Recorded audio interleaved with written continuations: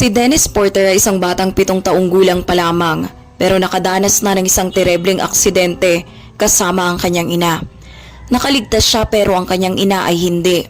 Sa malalang pinsalang natamo nito dahilan para maiwan ang batang si Dennis ng nag-iisa. Pero nang dumating sa punto na nagawa ng sumuko ng bata sa labis na pangungulila ay isang makahimalang bagay ang nangyari. Gabi na ng mga oras na yon at nataong lumakas pa ang pagbuhos ng ulan. Si Dennis noon at ang kanyang ina na si Allison ay kailangan ng magbalik papauwi. Halika na anak ko, naiwan ko yung paborito mong pagkain sa oven. Sabay na tayong kakain pag uwi sa bahay. Wika ni Allison sa kanyang anak. Habang inilalagay si Dennis sa car seat, ang ganitong gawain ng mag-ina ay nakasanayan na nila sa bawat araw.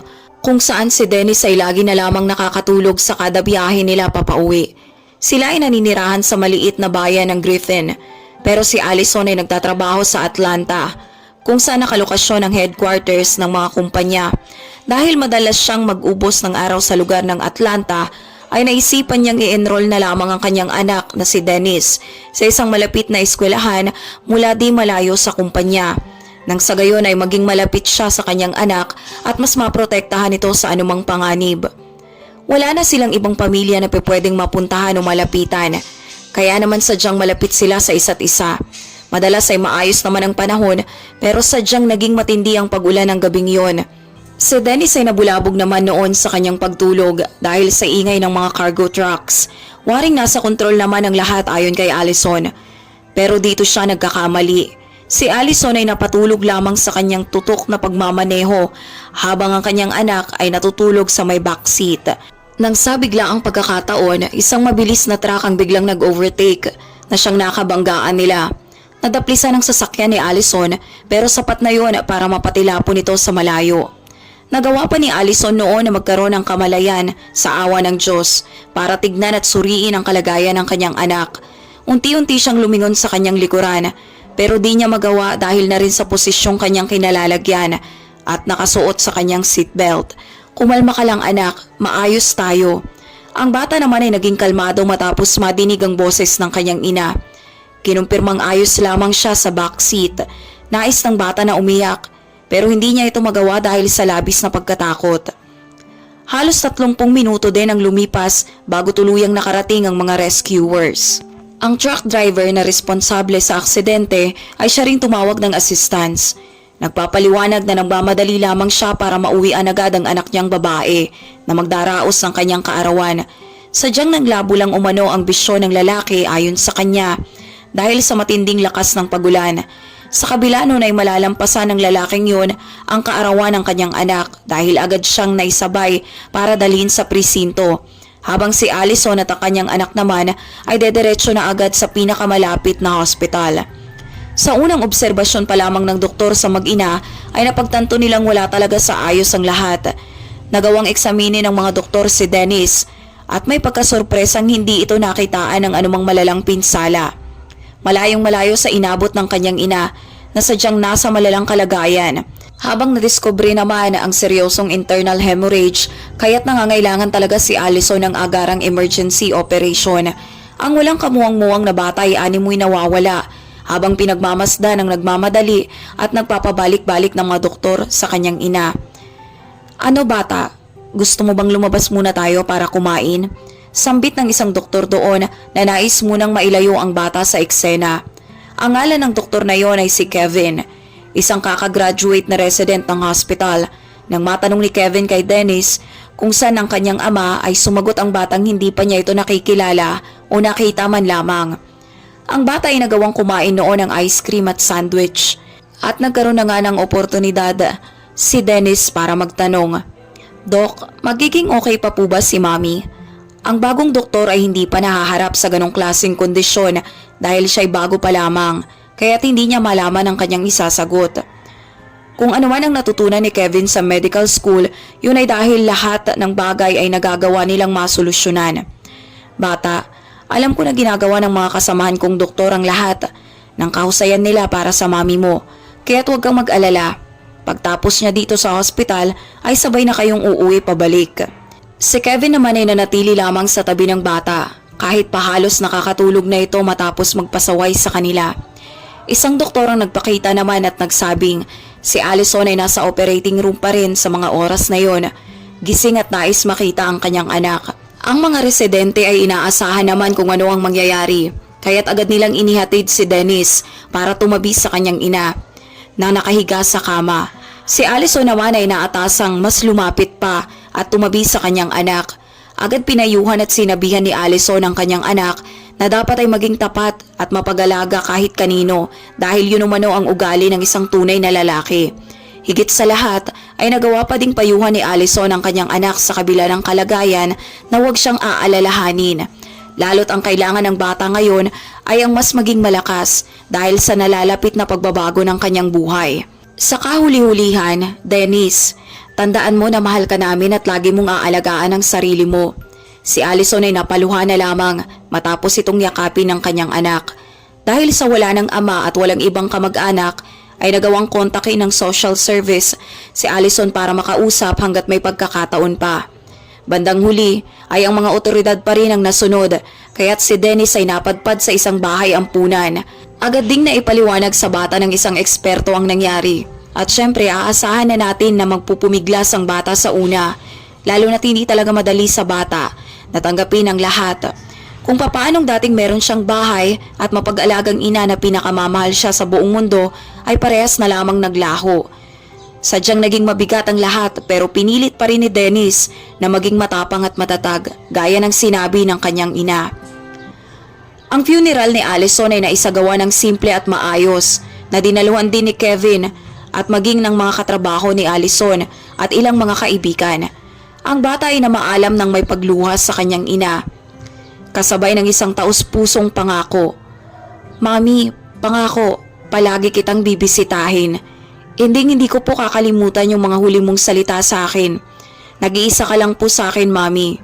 Ang mga unang gabi ng bata sa ampunan ay hindi naging madali. Nawala ng bata ng kapayapaan sa pagtulog dahil sa pagkabagabag ng kanyang isip na may kinalaman sa naganap na trahedya. Noong mga panahong uuwi lamang dapat sila ng kanyang ina para sana sabay na maghapunan, bumangga sila ng malakas, nawalan siya ng malay at namulat na lamang ng dahan-dahan na nakabaliktad na ang kanilang kotse. Walang ibang nadidinig kundi ang pagtawag ng kanyang ina.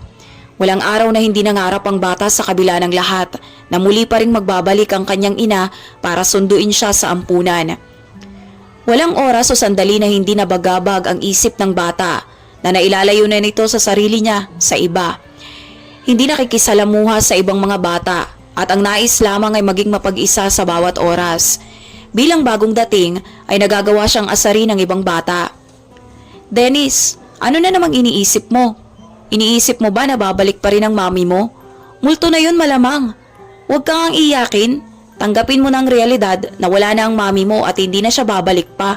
Sige ka. Walang magkakagusto na ampunin ng isang iyaking batang gaya mo. Ang orphanage staff ay nakapansin sa eksena ay hindi na nakialam pa at mas piniling hayaan na lamang ang mga bata sa natural nilang paggawi. Kung minsan sa umaga ay nagagawa nilang dalhin ang mga bata sa pinakamalapit na parke. May mga laruan doon at mga bagong aktibidad. Hindi lamang para sa mga bagong pasok na bata, kundi sa mga datihan din para sila makapaglibang at makalimot sa kalungkutan. Pero ang gawaing iyon ay hindi gumana para kay Dennis. Dahil ang parke na iyon ay malapit lamang sa sementeryo kung saan nailibing ang kanyang ina, ay nagagawa ni Dennis na lumayo sa kanyang grupo at manakbo papunta sa puntod ng kanyang ina para tumupad sa kanyang pangako. Nagagawa niyang bisitahin ang kanyang ina habang ang lahat sa parke ay naglilibang. Hindi naman siya makakalabas ng orphanage kailanman niya gustuhin, kaya't kailangan niyang kunin ang anumang oportunidad na pwede. Doon ay nagagawang maupo ng bata sa puntod at waring kwinikwentuhan ang kanyang ina. Walang pagod na nagsasalita. Malayong malayo sa ampunan kung saan lagi lamang siyang tahimik at nasa isang tabi. Na halos makalimutan na ng mga bata kung paano ngumiti dahil sa labis na pangungulila. Mami, miss na po kita. Kinikwento din ni Dennis sa kanyang ina kung paano siyang nahihirapan na manatili sa orphanage.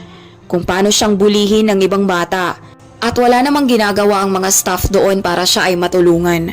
Si Dennis ay nakadama ng init sa kanyang dibdib na para bang siya'y nananaginip. Pero ito ay totoo. Agad siyang napalingon sa likuran kung saan nabungaran niya ang isang babae na may magandang pagngiti. Ayos ka lang ba? Napansin kong umiiyak ka kanina eh. Talagang yung kailangan, sabi ng misteryosong babae. Ang bata ay agad na nagpunas sa kanyang luha. Sinubukan agad na magsalita pero waring may bumara sa kanyang lalamunan. Tingnan mo, naiintindihan ko na mahirap to para sa'yo. Pero nakikita ko naman na ayaw mo ring maging mag-isa. Paano kaya kung tabihan kita ngayon at samahan muna kita? Wika ng misteryosong babae para mapagaan ang loob ng bata. Nagpakilala ang babae sa pangalang Kate na nagsabing naroroon lamang para bisitahin ang puntod ng kanyang anak. Isang anak na may ilang taon na ring patay na kung tatansyahin ni Kate ay lamang ng mas matanda kay Dennis ng ilang taon. Nagkaroon si Kate at Dennis ng masinsinang pag-uusap. Sinabi din ni Dennis na nagawa niya lamang tumakas sa parke kung saan naroroon ang iba niyang kasama para lang makabisita sa puntod ng kanyang ina. May ilang sandali ding nag-usap ang dalawa hanggang sa alukin na ni Kate ang bata na magbalik sa parke. Kung saan lamang ay hinahanap na siya. Walang alam si Dennis sa mga lugar o address. Si Dennis naman ay nakontento na at agad na ring sumama. At sa kanilang paglalakad na dalawa ay natanaw nila sa parke ang isang carousel. Maraming mga rides doon at hinayaan ni Kate na masakyan yun lahat ni Dennis. Kung saan ang pagkakataong iyon ay nagawa ng bata ng umiting muli. Sa kalayuan dahil medyo palubog na ang araw ay napansin na niya ang ilang puno na nagkikinang sa mga dekorasyon nito at pailaw. Indikasyon na malapit na rin ang Pasko. At dahil wala namang katao-tao noon sa parke at nagdidilim na rin, ay nagawa ng buksan ng bata ang pitaka matapos magpalingon-lingon sa paligid. Umaasa na baka nasa tabi-tabi lamang ang may-ari. Pero walang matanaw ang bata kahit sino. Napupuno ito ng pera na labis na ikinagulat ng bata. Isang bundle ng tig-1 dolyar. Isang pera kung saan magagawa na niyang kumalas sa ampunan at umalis na lamang kung tutuusin. Lumapit na rin si Dennis kay Kate. Pero hindi na muna niya nabanggit ang patungkol sa pitaka. Naguguluhan siya kung bakit may isang lalaki na magagawang mawala ang napakalaking pera na yon para madampot lamang ng iba. Si Dennis at Kate ay nagawang lampasan ng security guard papalabas ng parke. Dito na nakaramdam ng kakaibang pakiramdam ang bata. Naaalala niya ang pangakong binitawan sa kanya ng kanyang ina bago ito pumanaw. Ito ay maging mabuti at mapag-alaga sa kahit kanino man. Ang bata ay nagpaalam muna kay Kate dahil may nais lamang itong gawin umano. Agad namang nanakbo si Dennis papalapit sa security guard para maiabot ang perang kanyang napulot. Nakilala naman din agad ng gwardya kung kanino ang pitakang iyon. Diyos ko, salamat bata. Nahanap mo ang pitaka ni Dr. Watsons. Nawala ito kagabi.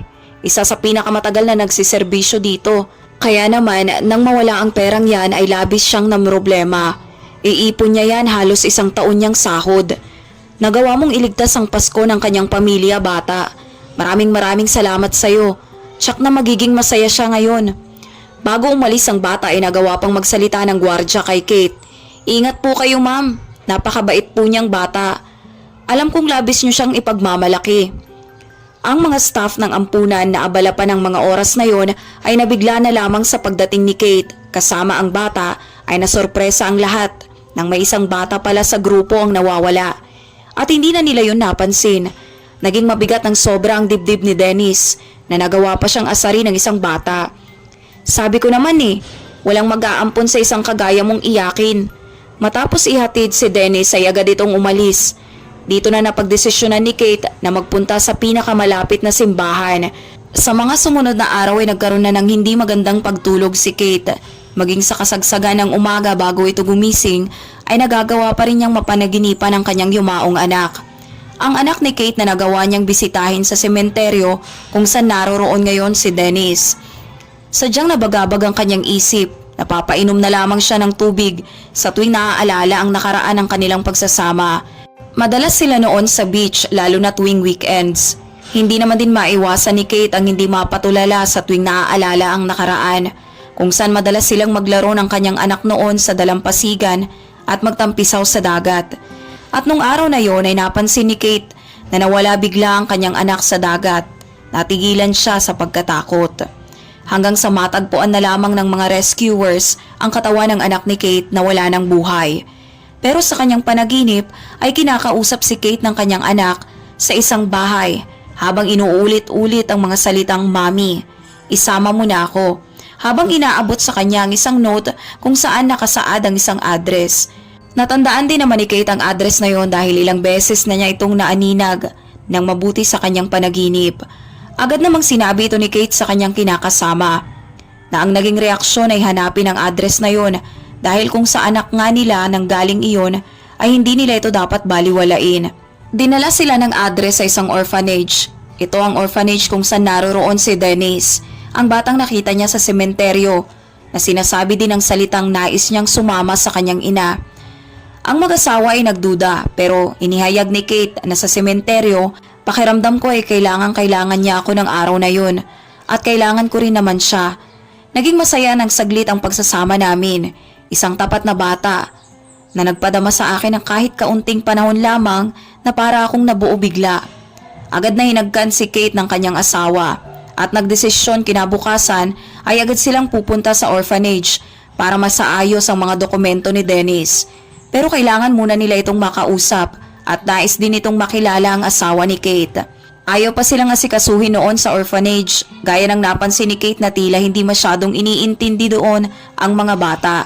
Kung hindi pa nagawang maglabas ng pera ng kanyang asawa ay malamang hindi pa sila ganap na maaasikaso. Sa loob ay una nilang hinanap si Dennis na nasa isang sulok na naman at hindi nakikihalubilo sa iba. Ilang sandali pa ay napansin na ni Dennis ang mga bisitang kanyang hinihintay. Kaya agad itong nanakbo papalapit at agad silang yinakap. Ang lalaki matapos yun ay nagawang magtanong sa bata kung ano ang ginagawa ng isang batang tulad niya sa sementeryo mag-isa. Sumagot naman siya na dinadalaw niya ang kanyang ina at nais niyang ilayo siya nito sa ampunan at isama na lamang kung nasan siya ngayon. Ang sagot na yon ay nagpabigla sa mag-asawa. Papaano nga namang ang isang bata sa ganong edad ay magagawang magsalita ng ganon? Nagkatinginan ng mag-asawa at parehas nilang plinano na maampun na talaga si Dennis at maiuwi agad-agad. Malamang na si Dennis na ang bubuo sa kakulangan ng kanilang pamilya, lalo't nawala ang kanilang anak, ay sadyang nagbago na ang lahat sa kanilang buhay.